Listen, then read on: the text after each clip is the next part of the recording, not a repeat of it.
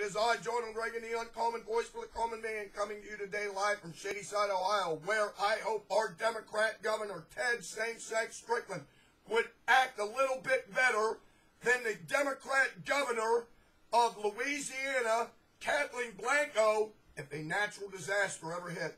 It's now 5 years since Hurricane Katrina. And once again, we see George W. Bush being blamed for everything. One of my biggest bones to pick with George W. Bush is that he never defended himself. And I don't know why. There was a war in Iraq and there was Hurricane Katrina. And why he ever got blamed for Hurricane Katrina and the lack of federal response was beyond me. Because let me assure you one thing. The damn Democrats had a big hand on this. I'm telling you that right now. The damn governor was a Democrat. One of two United States senators was a Democrat.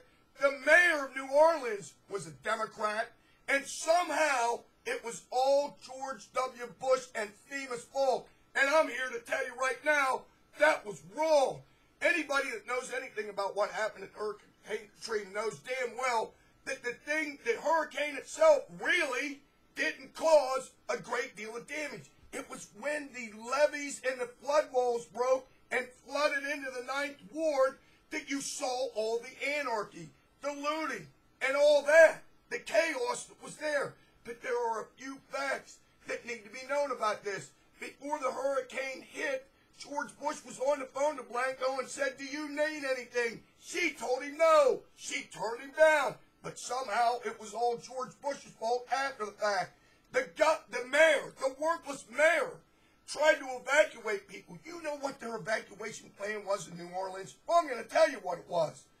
Even the Times-Picayune, the New Orleans paper, was critical of this. Here's the evacuation plan. 1, get in your car, drive out of the French Quarter. 2, if you don't have a car, get on a public bus, get out of the French Quarter. 3, if you can't do either 1 or 2, walk to the Superdome and we'll evacuate you. That's it. That was the evacuation plan. And when this all went down, they did exactly that. Those poor black people in the 9th Ward all went to the Superdome thinking they were going to be evacuated. But guess what happened? School Bus Nagin was too busy worrying about evacuating his buddies in the Plush Hotel across the street to do anything for the poor black people. And let me explain something to you. These people that say that those poor black people suffered because George W. Bush doesn't like black people are insane. Those people have lived in poverty in the 9th Ward since the days of Huey P. Long. And what was Huey P. Long? He was a Democrat. Those people lived in poverty for decades thanks to the damn Democrats.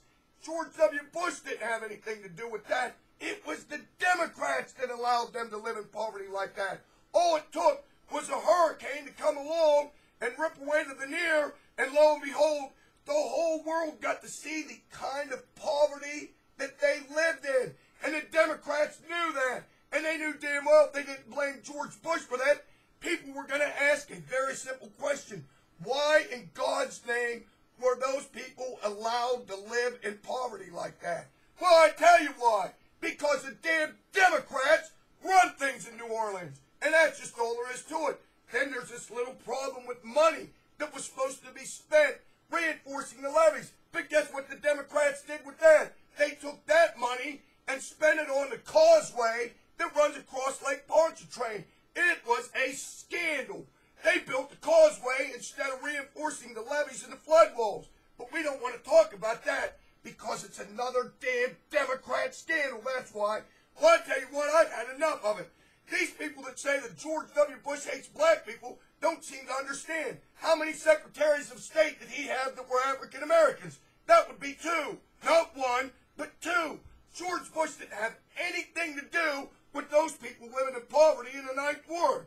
And by God, I'm not going to stand here and allow these people to badmouth George W. Bush when if they did their job as journalists, they would understand it was all the damn Democrats' fault.